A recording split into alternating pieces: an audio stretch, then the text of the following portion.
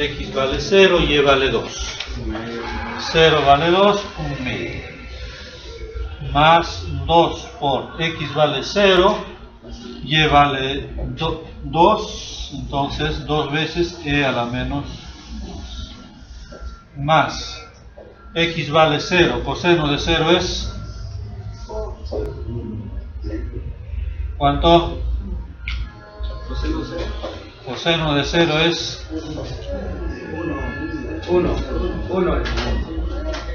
Evaluado en 0,2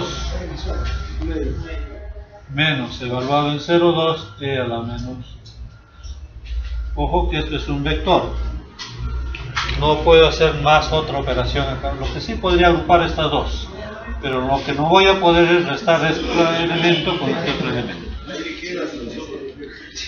2 más 1 sería 3 medios, más 2E a la menos 2, 1 medio menos E a la menos 2. Y eso es, y ahí queda. No poner la exponencial al cuadrado, no poner la exponencial a la menos 2 a la calculadora.